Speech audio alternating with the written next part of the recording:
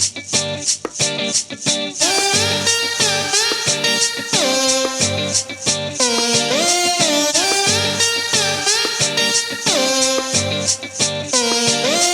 to you from deep in the heart of Texas, this is Punk Brats, a podcast focused on the lives and experiences of our military brats. We didn't serve, we got served. Now here are your Punk Brats, Rose and Lisa. Hey, it's Rose. Hey, it's Lisa. Welcome to another episode of Punk Brats. Hey, Rose. Hi, Lisa. It's good to be back. Yeah, good to see ya. What's going on? So I have some exciting news about our podcast. Oh, please share. We are now featured on Parade Deck, which is a podcast platform amplifying authentic voices that shape the military community. What's really exciting about it is that they feature military-related content with 137 million followers, so we're in pretty good company. And I'd like to shout out to Rico Player, who discovered us and signed us to the platform. So we are truly grateful. And if our audience wants to check out Parade Deck, you can check them out at paradedeck.com. Yes, I was so excited when we heard from Mr. Player, and he said what we're doing is super unique. And by the way, y'all, he's an Emmy Award-winning Marine. And so thank you for your service if you're listening, Mr. Player. But yeah, that's exciting news. Oh my gosh, we're like on every platform now. You can also listen on our website, www.punkbrats.com. But holy cow, we are on the largest military streaming platform. So cool. I know. It's so cool. It's still kind of surreal. Yeah. And I'm pretty excited about it. So big things are happening. Good things are happening for the Punk Brats. What else is going on? Not too much because, during the summer, people are kind of doing their own thing and whatever. But I did want to say that the Austin and Austin area comedy scene is totally ramping up. You and I have been to a few comedy shows. I love comedy shows. It's kind of my jam now, Yeah. What do you think? Yeah. No, I think it's fun. You and I have gone a couple of times with each other with our husbands, and I've gone with a few of my friends, and I love comedy shows. I mean, sometimes there's that one comedy, act that's kind of slow, and you're just like, leave the stage. But otherwise, yeah. But no, if I had to choose between going to a comedy show or going to a club, like a brewery or something, I'd pick the comedy show. Oh, gosh. Yeah, me too. Well, what was really fun is we got to visit Joe Rogan's Comedy Mothership, and Bridget Fetisi opening up for Colin Quinn. She just killed it. I thought she was so good. I could hear Chris and Craig laughing and cracking up behind us. And when she was talking about like her ex-husband and stuff, oh my God, I was dying laughing. She was super funny. Me too. But when we walked into Joe Rogan's club on 6th Street, it was an old club that Rose and I used to hang out at years ago called the Ritz. And now a lot of good punk and metal shows there. Oh yeah, good times there. And now it's so weird because now it's, years go by now, but I'm so happy Rogan picked it up and what he's done to it. It's so cool inside. We were in the main stage room, the Fat Man room, and we highly recommend it. It was a great did you ever time. visit it when it was the Alamo Draft House? They had some really cool Tuesday night horror films there. Like we saw some a couple retro of movies. I films. forgot. It was a it's been a few things. Yeah. Cool. Yeah, I love in the comedy scene. Yeah, our little area is growing. Even the city just south of Austin, Buda has a venue called the Meridian that hosts comics that are about to go on the road, or they're getting ready to have a show, and they test out their comedy for free. So we're so lucky that we get to go to that too. And you know what? The funny thing about comedy also, when I was I think I've mentioned this in a past episode, when I was in 6th grade at Zama Middle School in Japan at Camp Zama, I was voted class clown. And I was a little embarrassed by it when I was then, voted because, 11 years old, you're kind of sensitive to that. And you're like, oh, they're laughing at me. But now, years later, I'm friends with all those friends, same people from Zama Middle School. And I didn't realize that it was just because I was funny. And I literally really got along with everybody. And I just loved everybody. I mean, I guess I was just funny. Yeah. I don't think they were laughing at you. It's more they were laughing with you. And you made, like you said, you made them laugh. And I remember, I mean, when we were at Zama, our first day at Zama, I remember getting on the bus coming home from, the first day of school, going on the bus to school, we sat together on the bus. And then coming home from school, you already had a bunch of friends and you were sitting with people. I was like, wait a second, why aren't you sitting with me? And now I got to sit by myself on the bus ride home. And you're my little sister. So, That's funny. Oh my gosh. Well, and we just put on our social media that, hey, if you've got a funny meme or a joke, a military joke, anything to share with the Punk Brats, please do so. Our phone number is 512-254-5989. Email us at info@punkbrats.com. But yeah, we want to hear what y'all have to share out there, because I know there's got to be some funny military brat stories out there. Oh, yeah, for sure. And another thing I'd really like to touch on and talk about for my Did You Know this month is about the Olympics, because that's kind of the big thing going on right now in Paris. But did you know that AFES and Comcast and NBC Universal are offering military personnel over 5,000 free hours of streaming of the 2024 Paris Olympics? So if you want to find out more information about that, you can go to shopmyexchange.com, and there's all sorts of information on there if you're interested in the Olympics and watching it for free if you're military. Well, the fact that the military has that they're doing that, and for all the military families, that's really cool, because we didn't have that kind of stuff too. I know. And I think there might be several military people who are actually participating in the Olympics. So, okay. Yeah. I know so from my university at Texas State, they mentioned that there's this young lady who's going to the Olympics and it's her third time. I got all excited. I'm like, oh, I'm licking her up. And it says she's representing Canada. I go, oh, never mind.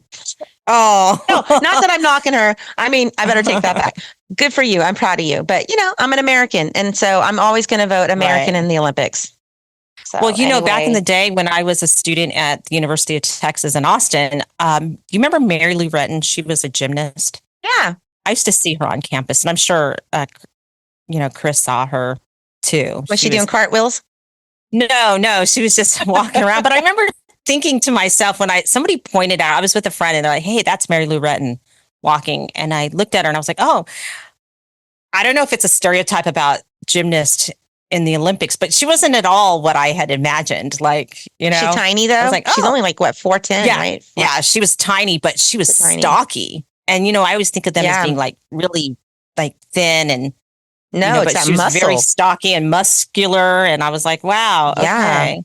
It's that gymnast body, those thighs, those legs. When they're on those what is it?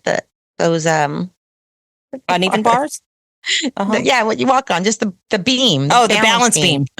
That thing. Man, when they come and do their flips on there and come and land down hard, I'm like, holy cow. And their legs are just like powerful. Boom. And they just stay in place. And anyway, I'm definitely not a gymnast. Not at all. No. But so man, so much stuff is happening this month, right? In July? Mm-hmm. Crazy. Yeah. And we're back to talking about the weather, and it's hot as hell. Yeah, it is. It's always triple digits. It's always hot. I think the only time we said it wasn't hot was like maybe in February. We're like, we got a break. But I don't know. I think that's just going to be perpetual for us here living in Texas. I'm not sure. Yeah, it's so hot. And if you're listening and you live here near us, or you live in a state with hot pavement and all that, watch out for your pets and make sure that their feet are taken care of. Do the test where you can put your hand on the ground and touch it. And if it's too hot for your own hand, what is it, more than 5 seconds or something, then it's too hot for your pet. I had heard something similar to that. I don't know it exactly, but I mean, you can Google it and find out. But yeah, just use common sense too. I've been taking my dogs for a walk at night, just because it's cooler out. Mabel, Boris. Speaking of pets, so our upcoming guest is Taiyo, and he sent us a picture of his pet ahead of time, and I was expecting a dog or a cat, and he sent me a ferret. So y'all have to go to our social media and check out his ferret. And you know what his ferret's name is? Rose is like looking at me. No, No. ferret. I'm waiting for Ferret. you to respond because there's silence. Remember, we're talking. Nobody can see you like I can. Well, His name, it's Ferret the Ferret. I love it. I love it. And you know what it makes me think of when I think of ferrets? What? That movie Beastmaster back in the early 80s. Oh, yeah. I Remember never saw it. Beastmaster? I remember the movie, What? but I never saw it. I think it was with Tanya Roberts, right? Yes, she's so beautiful. Yeah, I remember that. He had those two pet ferrets and they made the movie. I think I liked the ferrets more than I liked the dude. But anyway, it was funny. And I'll have to check it out. You need to check out Ferret the Ferret. But yeah, Taiyo's coming up and I'm excited to talk with him because he's going to take us back to Japan. I mean, we've had a lot of Japan connections on this podcast. Yeah, I know. It's really cool, all our Japan connections, because these are times that have not overlapped with like when we lived in Japan, and the fact that he went to, Camp Zana Middle School as well. So I'm looking forward cool. to talking to him. And not just that, he's our youngest guest. So I want to really hear his perspective as a brat compared to our other brats we've talked to, So you ready to bring him out? Sure, let's go. Okay, let's do this. Hey, Taiyo. Welcome to Punk Brats. I'm Lisa. Hi, Lisa. Hi, this is Rose. Hi, Rose. Welcome to an episode of Punk Brats. You're officially a punk brat. Thank you for having me. Never thought of myself as a punk brat before. Well, you are. I don't know. I think we're trying to start something new, right, Rose? For something, I think so. Well, like from the first episode, we explained how we came up with the name is that we are, we have our own subculture being military brats. Mm-hmm. And it's alternative, it's different. And, punk music is alternative, different. It's, got its own subculture and its unique characteristics. So I just thought it went perfect together. Kind of describe us and, our shared experiences. Mm-hmm. I was just sharing with someone recently that the reason we don't like to show our face with our podcast is that I feel like our voices represent us best, because when you're talking to us and you can't see us, we all sound like we're the same, right? I mean, we're ageless and our stories are always the same and all that. But I must say, you are our youngest guest. Yeah. No, it's really interesting you bring that up, because I've so I'm going to bring up my video. You'll notice that there are no faces in the video for all the interviews. They're just voices. And I was asked why I chose not to include the faces, and that was a technical thing. But also, I like what you said. It was emphasizing the voices of the people, as if we were just one family talking about this place that we lived. Yeah. Right. Mm-hmm. I mean, I find that, listen, we'll get into your video. But I did have that. I did notice that about it, because I was watching it, and I was able to focus on the visuals on the screen and not really on the person talking, which I thought was fascinating. And I thought it was a really interesting way of filmmaking. But before we get started, why don't you tell us a little about yourself, your background, where you were born, the places that you've lived, through high school. And you can go straight into the, which I always ask all our guests, how they feel when someone asks them where they're from, like that question. So where are you from? And then you sometimes pause or sometimes not. We've had guests who's, it's just easy for them. But like me personally, I get anxiety when people ask me that question. So why don't we start there? Absolutely. Yeah. So I was born in Washington State. We lived there for 2 years before we moved to Florida, which is where my sister was born. And then we lived there for a couple of years, and then we moved to Hawaii, actually. And that's where my dad retired. We were there for, I want to say, 3 or 4 years, a few years there. And then about 12 years ago, we moved to Japan. And we first lived in Yokohama at Negishi Heights. And then that was for about 2 or 3 years before we moved to Camp Zama. I know you guys say you guys also lived at Camp Zama. I spent my middle school years at Camp Zama. And then after middle school, I've spent all of high school here in Yokosuka, which is where I am now. been here ever since. I go to university in a city called Fujisawa, which is just west of Yokosuka and south of Camp Zama, actually. And so I do that almost every day now. But yeah, when going to university, and obviously this is a Japanese school, it's an English program, but there's a lot of international students, people who've spent their lives mainly around Asia and Southeast Asia. And so they're not very familiar with the military community. And so when we do like icebreaker activities at the beginning of a class or introducing ourselves, they'll ask, where are you from? And my default answer usually is, I don't know. And that's a Yeah, first for us.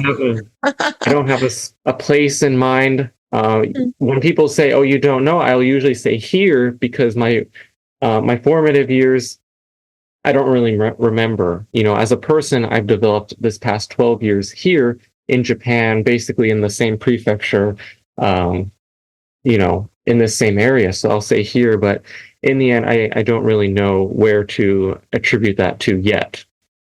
I really love that response. Wow, that was so mature. And unique. I mean, you're the first out of our how many guests? I think a lot. We've had so many, a few. The first to say, I don't know. Really? When it comes to responding. I think it's really poignant. And I don't know, I'm kind of blown away by that answer because it makes so much sense too. Yeah. It's not real definitive, but it does say a lot. It does convey a lot. Mm-hmm. So, wow. Okay. What is it? You mentioned Camp Zama. I have to go there, Rose, immediately. I was a Spartan. I was in Camp Zama for 6th grade, 7th grade, and 8th grade. And I just remember the first day of school. Well, actually, let me rewind. Rose, my mom took us to the PX to go shopping for new clothes, and I couldn't decide what I wanted to wear. And I still remember my outfit for 6th grade in Camp Zama. I had rainbow Nikes, like they were Nikes with the rainbow swoosh, or whatever that thing's called, swish. And I don't laugh. I had on white jeans, which you wouldn't catch me dead in white jeans now, just because it's just not me. And what else? My top, I had a Rose. Remember my my baseball tee with the rainbow unicorn or whatever weird creature on the front. That was me, 10 years old, walking into school, being pushed into a class, or actually 11, being pushed into a classroom because school had already started. And so it was really important to me to get the right outfit. Right? You're laughing, Rose. People can't see our faces, but she's laughing at me. Rose got best dressed by the hey. No, I'm going to tell Taiyo. Rose got best dressed in 8th grade at Camp Zama Middle School. Oh gosh, yeah, we're not going to talk about that. So tell us more, Taiyo. What else is happening in your life? Like we're speaking to you all the way from Japan. You're our first international interview. Really? Yeah. So I've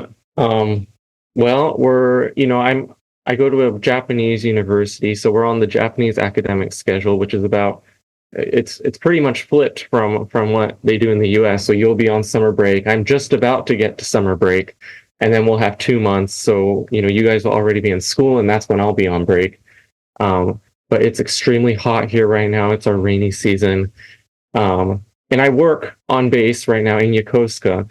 So I actually I still have ties to the base. My dad still works here. I am still living that brat life, you could say. Many of my classmates from high school have returned to the US and are living their adult lives there. But I'm just making by here in Yokosuka right now, taking the train to school and working part-time. That's so cool. I have such fond memories of Yokosuka. We like, you said we grew up in Zama, but we did have friends in Yokosuka. I was actually on the color guard at Wallace, what am I talking about? At Zama. And one of my fondest memories is going down to Yokosuka. And back then, I was in high school, but it was Zama High School. I was going to say Zama High School. Well, Zama High School, but in Yokosuka, it was Yohai is what we called it. So is that just a nickname for the school, or because I see that it's called Kinnick as well? You guys were the Red Devils, right? Yes, yes. Yeah. So Yeah, I was a little confused too because it's Can the you same explain school. that? I think it's the same school, isn't it? It is, yes. But the Okay. name is carried from Yokohama High School, which is the original high school. It was Okay. actually Kinnick Middle before, Uh-huh. and then in the Okay. 70s they moved all the Yokohama area Dodea schools, or I don't know what they called the organization at the time, but they moved it to Yokosuka, and then they just unified it as Kinnick High School then. But it was originally Yokohama High School, and Okay. Yokohama, Yokosuka, they both have YO, so it just stuck, I think. Okay. I always liked Yohai. I thought that I sounded so like cool. that too. I like that better. I mean, it's very Well, close to Zama. It's only like, what, 30 miles? Yeah. I was going to say, Yeah, we've close. taken trains up there Yeah. to go see Froze, to go see Froze, to go see friends. And my other memory, and I won't go there again because it was one of our earlier episodes, but I was helicoptered from Camp Zama to the hospital on your base because I had an injured eye from a snowball. Thanks to my friend Mike, if you're listening.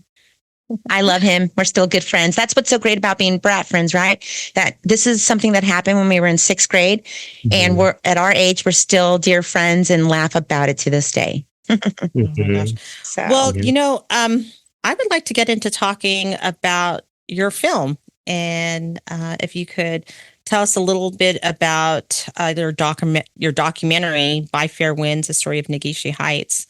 I saw it and I thought it was beautiful.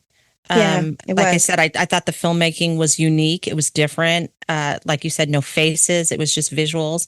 So take us through that and tell us, what inspired you to tell the story, and how did you come to decide to make it?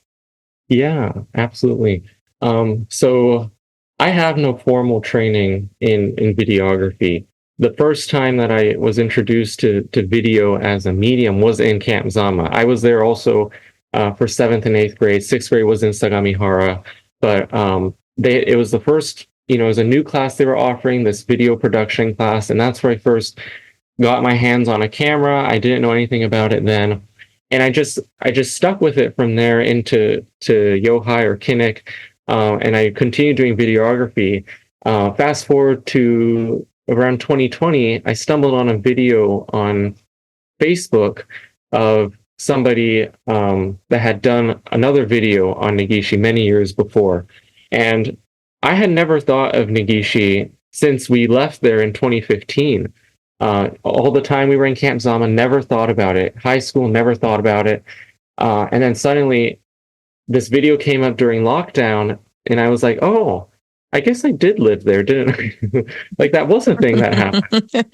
Like, I think that happens to a lot of us in high school. We kind of forget about our past in high school. But I started thinking, maybe since I was doing other documentative stuff for our media program at Kinnick, maybe I should do something for Negishi too, just in the back of my mind. And then I had heard that they were going to demolish it. That demolition usually takes quite a while before they begin, at least for Japan bases. So it had been 5 years. They had done nothing with it. And then they said, okay, we're going to probably start demolishing it. So I was like, okay, well, maybe I'll be able to film it and I can show people just exactly how the base ended, to the people who used to live there, the people that live outside of the base that can't see inside of it. And so I thought, okay, let's try to get permission to see if I can get inside the base, because it's completely off limits to practically everyone. And so with my dad's help, we got permission to do that. And I started filming in 2021. This was the summer of my senior year in high school. And I continued filming practically every month. I would go one time and we would just see what's going on, film, and I would conduct interviews while I was doing that. And so I would be conducting interviews and filming, and that went on for I want to say about a year and a half or 2 years. And I graduated from high school, during that time, and I got into university during that time. So there was a lot of change going on, and it was especially as I was trying to choose a university that I was like, I asked myself that question: where am I from exactly? Because so many of my classmates were saying, yeah, I'm going to go back to California because that's my state of residency. or I'm going to go back to Virginia or Kentucky or all these random places that we never talked about to basically continue their adult life. And I was like, well, where is my state of residency then? It actually is Hawaii, because that's where we have a house. But I don't have too many ties to Hawaii. There was nowhere that I felt like I could go back and I would have family there to support me, because we're all kind of scattered around the US. And I didn't really have any dreams at that time. So I started thinking, like, where exactly do I go back to? And that's where I kind of looked at Negishi as this darling I had in the past, that I could say, no, this is my place. This is where I'm from. This is where I wanted to be from, basically. Yeah. And so I started filming and interviewing, and that was sort of how the narrative of the video started to come together, as a way to remember it, but also in the end it became a means of trying to let go. Ironically enough. Can I ask you a quick question? You said how your friends all went to college, this and that. Our last month's episode, the caller asked, how do military brats pick our colleges? Do you want to answer that question for him? Yeah, if they do choose college, some people will choose to stay where they are with their parents until their parents leave to go back to the US, and I'm sure some choose trade schools, but a lot of people in my class, we had 123 people. I want to say a good 80 or 90% of them chose to go to university in, where they'll get in-state tuition, where it's cheaper for them. They'll use the GI Bill that their parents have if their parents haven't used it themselves. Yeah. And that's usually how they decide to go to school, from my experience. Is that how you picked, Rose? How did you pick? Because you're older than me. I ended up in Texas because of residency. I went to University of Texas because of that. It wasn't my first choice, actually. Notre Dame and Boston College were my first choices. So Dad said, you're going where your sister is. But then when I looked into tuition, I was like, well, yeah, I'm not going to Notre Dame or Boston. Well, I didn't get into Boston College. I did get into Notre Dame. But I chose University of Texas because that's where I could get in-state tuition. Yeah. I hope that answered your question, Derek, who asked us that last month. But I have another question. You made in Sagamihara when sixth grade, when Rose and I were at Camp Zama, sixth grade was part of the middle school, and it was 6th, 7th, and 8th. Do you kind of have an idea when they moved sixth grade to Sagamihara, what year that would have been? Or do you know that answer? We call it SHA. I do not know when they would have done that. I know they did the same thing at the Yokohama bases and in Kinnick. They're moving grades all around based on what buildings are available. I unfortunately don't know what that would be for Zama or SHA. Oh, I'm so glad that when I was there, it was all 3 years, because we looked up to the 8th graders, like my sister when I was in 6th grade. Yeah. And then to become an 8th grader and go to 8th grade graduation. If you go to Punk Brat's website, punkbrats.com, when you click on Brat Life, you'll see my pictures of my 8th grade graduation. No, they do actually have them at the same school now, though, because of spacing issues at SHA. So it is 6, 7, and 8. Okay. Yeah. Wow. Well, getting back to the film, just because I found it so fascinating, and this is why we're interviewing you. Is there like a memorable or a touching moment behind the scenes or something, that you might have come across, or that inspired you or affected you in some way? Yeah, I think one of the best parts of it wasn't actually in the filming part of it, but it was through so I would have to go to this place called Ikego, which is our detachment, our housing detachment in Yokosuka. And they're the ones that would drive me there because I needed to be quote unquote escorted. And the conversations I would have with them, these are young adults too, older young adults, but we would have great conversations driving, 35 minutes to Negishi. And I really enjoyed talking to them and getting to know them. And they really supported me throughout that project, the folks over at that detachment. And most of them have left already, but I very fondly remember, sometimes it would be pouring rain outside and sometimes it would just be blisteringly hot. But we would have the AC blasting inside as I went out to film. And then the other thing is, as I would do interviews, I would get to know people and they would send me pictures and they would tell me, is this still there? Or can you try to figure out where this was taken from? And we would go back and forth at like 10 p.m. at night because, there's the time zone thing. So we would try to figure out, we would compare maps and I would draw, on the maps to try to figure out, this is probably where you were walking or this is probably where it was. And that was, I really enjoyed doing that. That was probably one of the things one of the moments during the project that I was like, this is actually kind of fun. Very cool. Well, that leads me to my next question. So were you, was there anything surprising or unexpected discoveries that you might have made? I think obviously I learned quite a bit about the history of that base. It's a really interesting place and I really like it as a place. I go back there quite often just to sit and think. That's kind of my quiet place. There's a park right next to it that I like to go to. But probably the one thing that I realized towards the end is that while I like Negishi, it's not really home to me. And that was, that was when I got it started in the beginning, was that I felt so connected to this place. But what I realized towards the end was that this isn't really my place. Wow. It's really amazing because I think you were able to give lots of people who are connected to Negishi closure.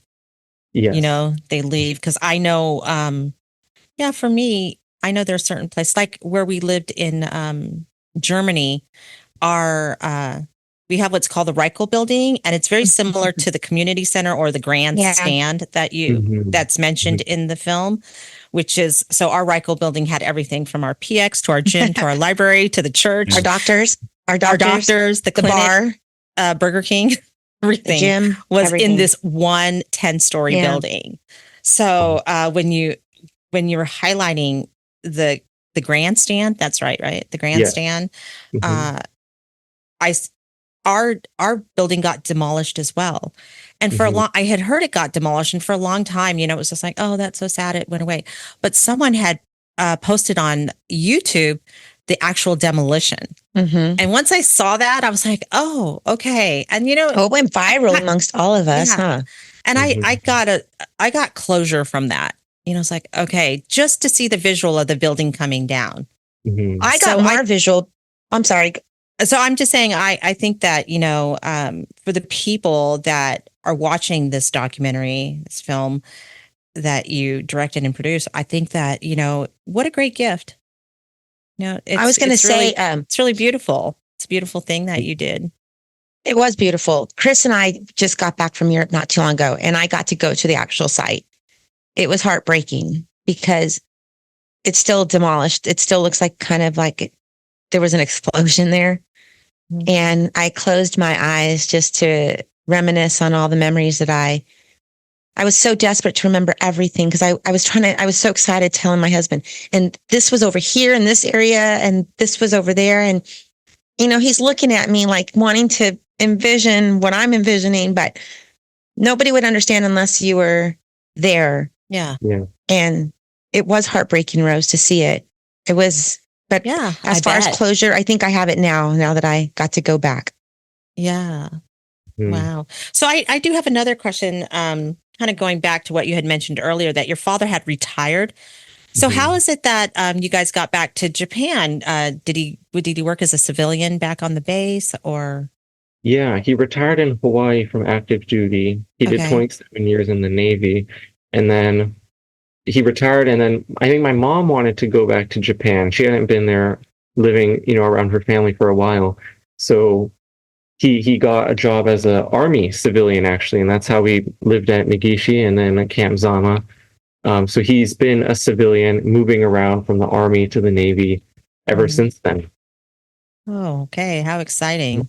So you're technically, you're overseas, Brat, and stateside. Stateside Hawaii, Hawaii is still kind of overseas because, Rose and I have been to Hawaii a few times. And I don't know if I was a Brat living in Hawaii, I'd still feel like I was off the States, that I wasn't stateside.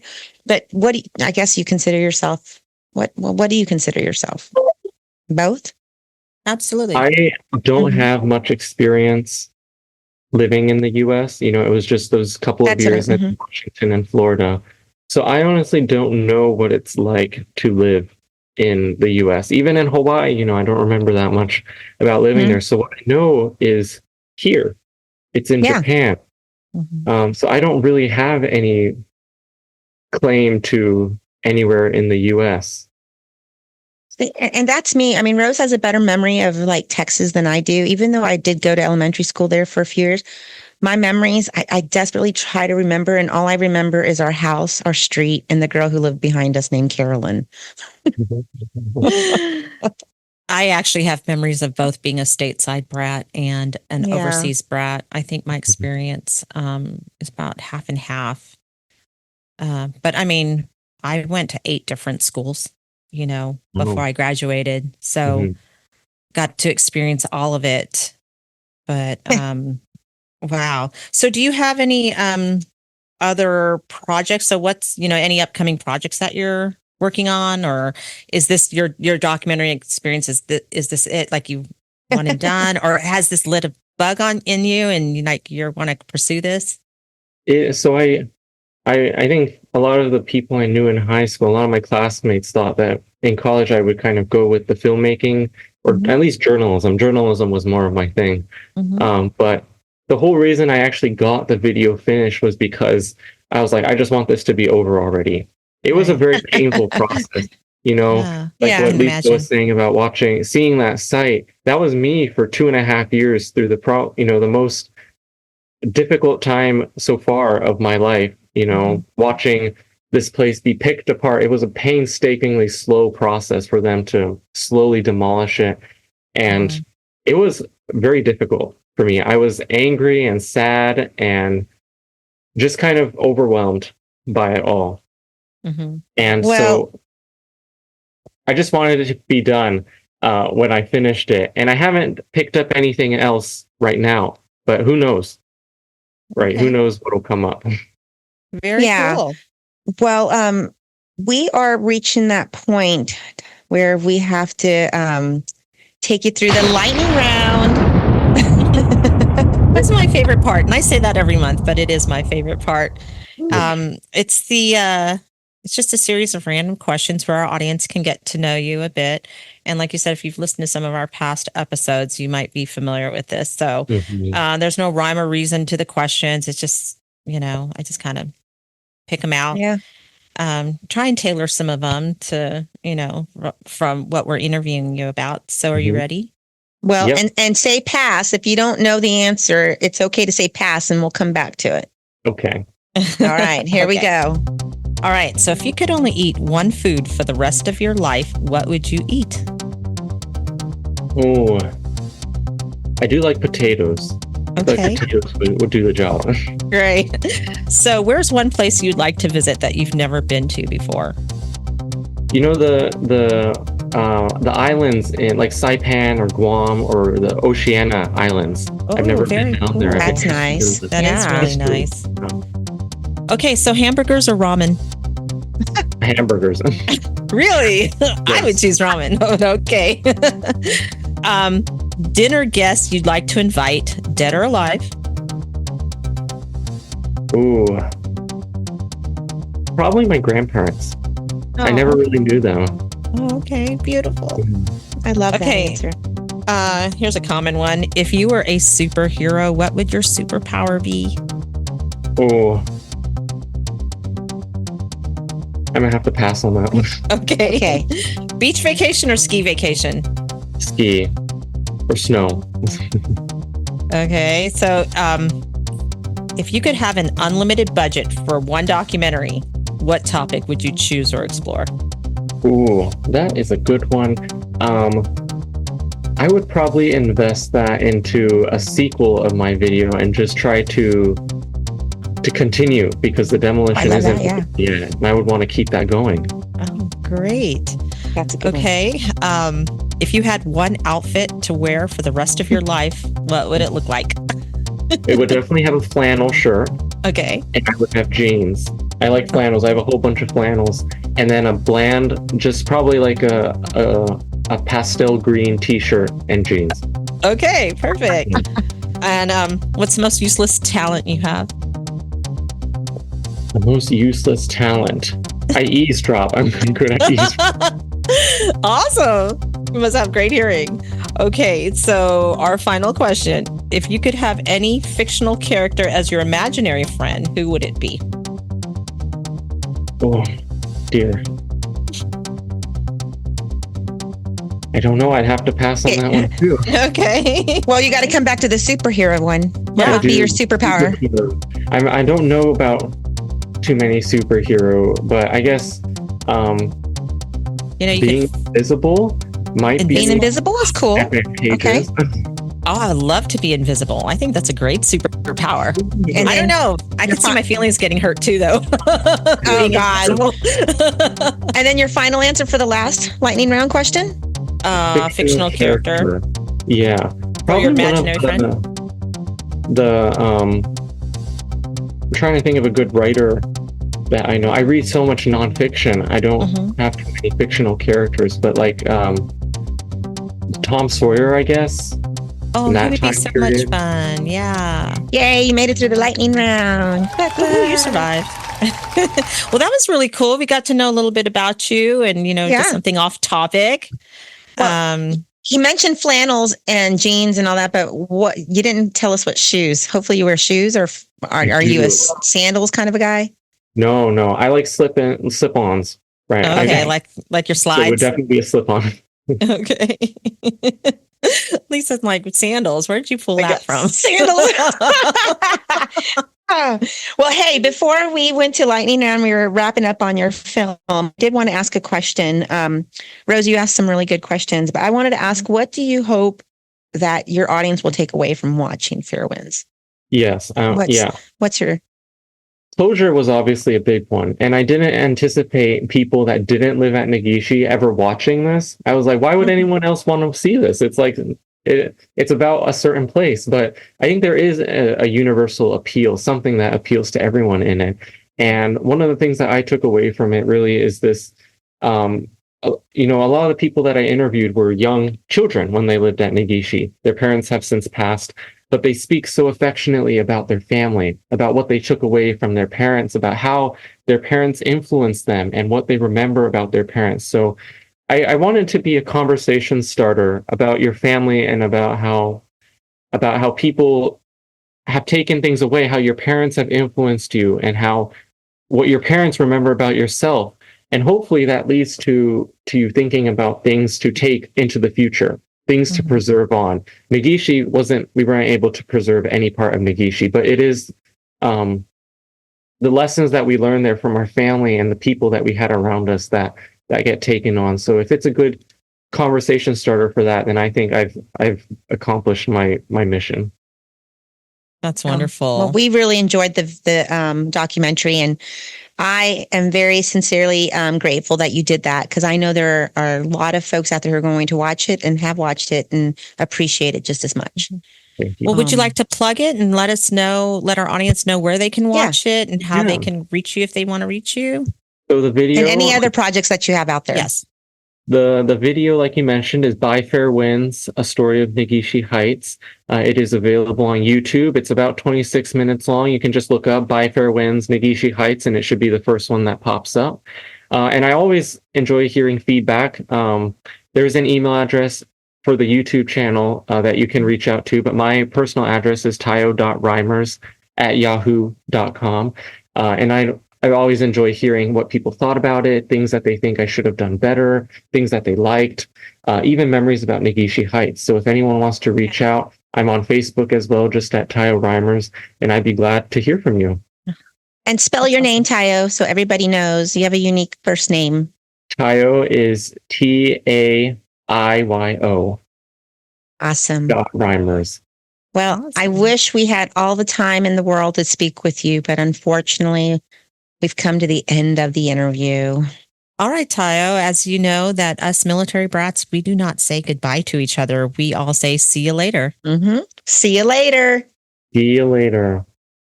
That was a great interview. And I know that's just going to be the thing I say all the time, you guys, after an interview. But every single interview we've had has been so unique. Wow, Rose. What a very mature young man, too. I know, to be so young and to have accomplished so much already. Yeah. I mean, producing and directing a documentary Yeah. while still in high school I and then know. continuing on. I know. That's Shame. just so He's done more impressive than to I've me. ever. He seems to have accomplished a lot. I've always wanted to video record and do something like that, and I always say I'm going to, but the fact that he took the Well, I mean, initiative at it's- such a young age to do it, and Yeah.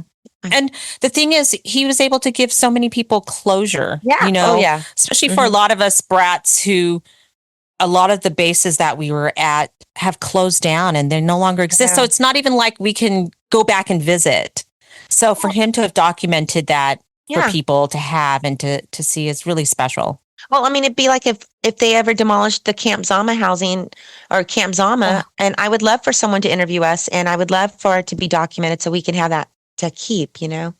Kind of like when we left Germany, you know, we saw the demolition of the Reichel building on YouTube, and you know, I'm so glad we kind of had that because it's kind of I don't know, we're the last to have it, we're the last to be there, so. But anyway, yeah. So thank you, Taiyo Reimers, for that wonderful interview. We got some great guests coming up after Taiyo. So y'all please keep up with the Punk Brats at www.punkbrats.com. Email us at info@punkbrats.com. Our phone number is 512-254-5989. Follow us on Instagram at Punk Brats USA. And we're also on Facebook as the Punk Brats. So, yeah, that was a really good interview. You know what I thought was funny was when he said he got kind of tired. He goes, he started the project, and when he realized how big it became, and he's like, I just was like, what am I doing here? But, you know, I'm so glad he just stuck with it and kept going. Yeah.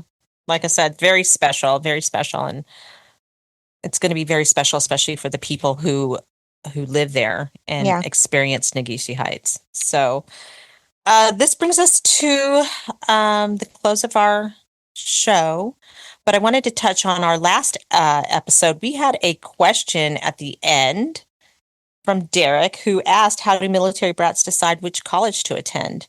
And we kind of touched on that with Taiyo. He kind of explained it, you know, his perspective of it. And basically I wanted just to concur and say that, you know, like for me, I really wanted to go to college in California, but could not afford the tuition. So mom and dad were residents of Texas. So that kind of limited me to Texas schools, which is how I ended up at UT in Austin. Yeah. But pretty much just as simple as that. Well, Derek, how did I pick my college? My dad says you're going to go where your older sister is because she's out there and can keep an eye out on you. So I had to go to Austin. That's how I chose my college. I didn't even get to pick. You know what we forgot to talk about in this entire podcast? And we have we have about 2 or 3 minutes left. We did not talk about 4th of July and all the this being a very patriotic month. And that's how silly we are because we're the Punk Brats. And so we saved the best for last. Let's talk about this being a very patriotic month. I hope everybody had a safe and fun, happy 4th of July. Chris had a one of my favorite holidays. Yeah. My husband had a show. He had a gig. And so I got to see him and his band jam. What did you do, Rose? 4th of July. I think, I know. We have a new dog and we weren't sure how she was going to do with the fireworks. So Craig and I stayed in and we kept the dogs company. And she did fine, of course, but it was our big dog who was cowering the whole time. I was going to say, so Boris does not like firecrackers. No, I've witnessed him cower on 4th of July before. And he is, how big is he? He's probably about 80 pounds, a Weimaraner. He's still a big dog. Okay. My dog weighs 10 pounds. But yeah, he literally was like shaking and hiding in the corner of the bathroom. Like just trying to get away. And I'm like, so again, we all love our punk pets. So send your punk pets into the Punk Brats so we can share those on our website and our social media. Having fun here, Rose. I wish we could keep going and going, but we can't. It's time to say see you later, isn't it? Yep. It's time to say see you later. So see you later. See you later. Hi, my name is Roxy and I'm calling from Wyoming. I'm an Air Force brat and I have a question about food. Since you've lived all around the world, what are the Punk Brats' favorite foods from the places that you've lived?